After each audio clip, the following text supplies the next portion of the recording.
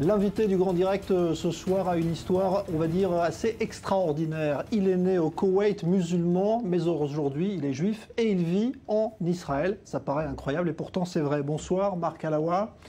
Merci d'être dans ce studio. Vous comprenez un peu le français parce que vous êtes aussi canadien. Votre passeport est canadien, c'est ça qui est étonnant dans votre histoire. Alors je vais résumer, puis après vous allez évidemment nous raconter tout ça parce que c'est quand même étonnant. En fait, si vous êtes juif aujourd'hui, c'est que vous l'avez toujours été parce que votre grand-mère vivait à Jérusalem et elle a épousé un musulman jordanien, c'est ça ? Oui, c'est vrai. Ils se sont connus ici. C'est une belle histoire d'amour avec laquelle nous avons grandi. À chaque fois que nous demandons à notre grand-père et notre grand-mère comment vous êtes rencontrés, ils nous disent « Eh bien, elle se sauvait de l'école pour aller voir mon grand-père. » Et ma grand-mère disait « Non, non, c'est lui qui venait à l'école me voir. C'est pas moi qui allais le voir. » Voilà, donc...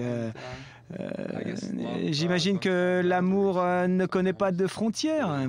Parfois, on ne peut pas empêcher les gens de s'aimer comme ce fut le cas.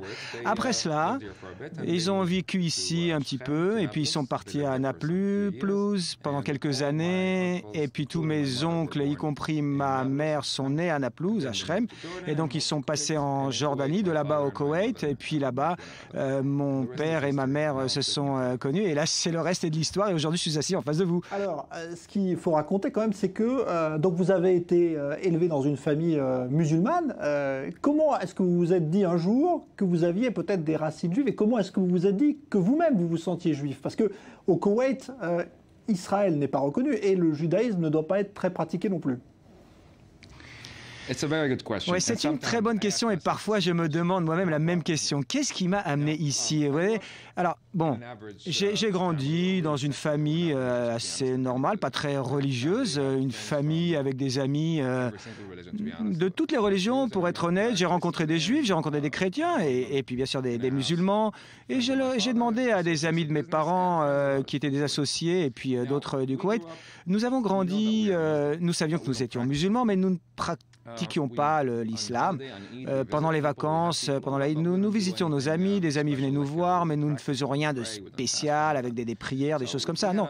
Donc nous avions une expérience assez légère de la religion, on va dire. Et puis l'une des choses que j'ai su en grandissant, c'est que ma grand-mère était juive, qu'elle était juive, excusez-moi, qu'elle l'était en tout cas.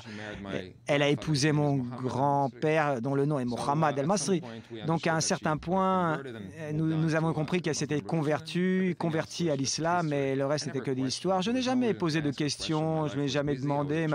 Moi j'étais un enfant avec beaucoup de choses à faire, j'étais occupé, j'allais à l'école, du sport, des exercices, du karaté, de la natation, du piano. Voilà, j'étais occupé. Et puis, en fait, pour tout vous dire, je n'en avais pas grand-chose à faire. J'allais à l'école. Et puis en Ontario, il y a une petite ville qui s'appelle Londres. Et puis un jour, j'ai été voir l'un de mes professeurs de Harvard, Dr. Yitzhak Bloch. Il est très populaire dans le monde des Chabad, des Abad et puis chassidiques. Et puis j'ai été lui parler. Je me suis dit, il est juif, il a une kippa noire. Je lui ai demandé, excusez-moi, vous êtes juif? Il m'a dit non, c'est juste que j'aime m'habiller comme ça. Alors, voilà. Étant donné qu'au Koweït, je n'avais jamais rien entendu sur les juifs de bon, tout d'un coup je me rends compte qu'il avait de l'humour. Je me suis introduit à lui et je lui dis écoutez, voilà, j'ai fini l'école, je vais retourner maintenant au Moyen-Orient, j'irai probablement au Koweït ou l'un de ces pays du Golfe pour trouver un travail, mais j'aimerais bien rassembler des juifs et des musulmans ensemble. Vous savez, c'est dommage ce qui se passe au Moyen-Orient. Et spécialement sur le fait que ma grand-mère est juive, en tout cas était juive. Alors il me laisse parler, il m'a laissé parler, et puis il dit attendez une seconde, votre grand-mère était juive? Laquelle grand-mère? Alors j'ai écouté, j'ai qu'une grand-mère, c'est du côté de ma mère. La grand-mère du côté de ma mère. Alors il me dit, assieds-toi, on discute un peu, il écoute mon histoire, il me pose des questions, et puis il dit, suivant la loi musulmane, vous êtes musulman. Ok, d'accord, j'ai rien demandé, je le suis. Mais par la loi juive, vous êtes juif. Quand quelqu'un vous dit cela, vous dit ça, vraiment, ça vous fait un coup, ça vous réveille, ça vous secoue. et puis ça vous reste à l'esprit. Et j'ai juste pensé qu'il me racontait une histoire comme ça parce qu'il est missionnaire ou une chose comme ça. Il veut que je me rapproche de la religion. Alors donc, j'ai pas pris trop de ça. J'ai pris son numéro de téléphone, on a eu une bonne conversation. Merci, au revoir, bye.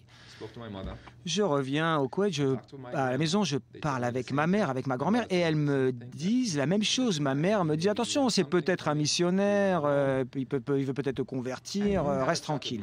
Et puis je discute avec ma grand-mère, je dis, écoute grand-mère, lorsque nous étions petits, tu priais en hébreu dans un petit livre, là, un sidour.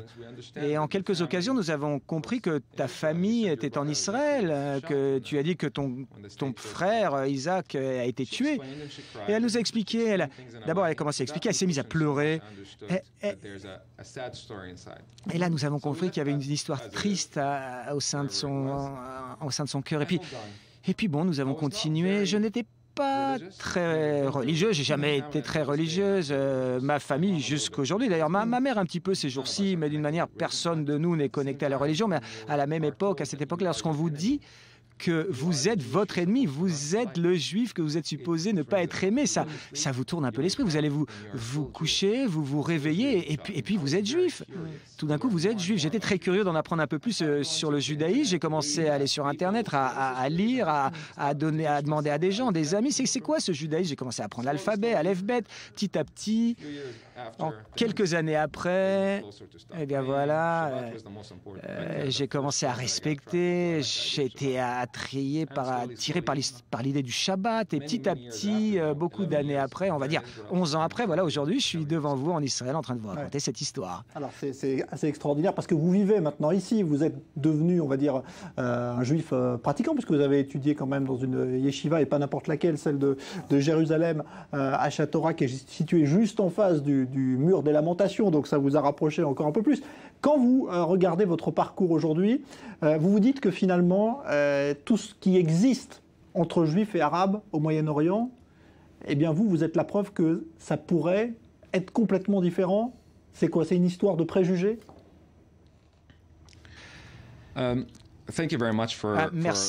Merci beaucoup d'abord de m'amener ici. Voilà, j'ai eu l'opportunité de venir en Israël.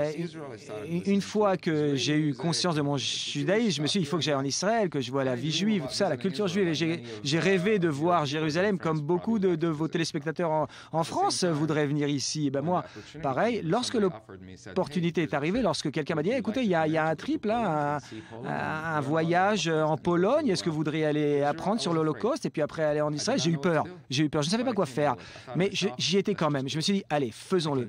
Je suis venu ici, j'étais choqué, j'étais sous choc sur le fait que tout ce que j'ai vu à la seconde où j'ai atterri ici était le contraire de tout ce que j'avais toujours imaginé.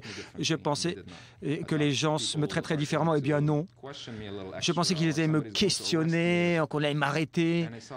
Et j'ai vu le contraire total. J'ai vu des gens doux, des gens gentils, et ça fait 4 ans que je suis là.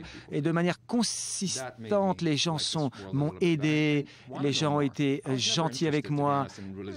Je n'ai jamais pensé être religieux. Alors je me suis dit, après cette première visite, j'étais là pendant 2 semaines et demie, je me suis dit, il faut que je revienne. Et que j'apprenne dans une yeshiva un peu plus. Si je suis juif de naissance, je voudrais apprendre un petit peu sur cette religion, et voilà, je n'ai aucune idée, je n'avais pas de préjugés, mais je me suis dit, je veux d'abord apprendre. Peut-être que je pourrais continuer les racines de ma grand-mère, je ne sais pas, je suis venu 1 an après, et j'ai commencé à étudier, à apprendre petit à petit, et je me suis retrouvé pendant plusieurs années, comme ça, dans une yeshiva. La nourriture est super, les gens sont super, je suis dans le Moyen-Orient, je peux aller visiter ma famille, voilà, c'est super. Ça marchait? C'est bien, parce que ce que vous dites là, il nous reste quelques secondes, vraiment très courte la réponse, mais votre famille au Koweït aujourd'hui, elle a compris votre démarche? Elle vous parle toujours? On est passé par plusieurs étapes. Au début, ma famille était sous choc, mais ils m'ont laissé tranquille. Et à la fin, ils m'ont dit, ah, tu es une personne mieux qu'avant, même tu es très intéressant. Ils sont passés par tous les stades, de la colère, mais nous sommes une famille très proche, nous nous aimons, j'aime ma famille. Juste, je ne dis pas tout à mon père parce qu'il n'aime pas Israël, il n'aime pas l'idée d'Israël. Donc lorsqu'il y a une guerre, Voilà, ils veulent pas en entendre parler d'Israël. Merci beaucoup Marc Alaoua, votre histoire est étonnante, incroyable. Merci d'être venu la raconter ici sur i24 News.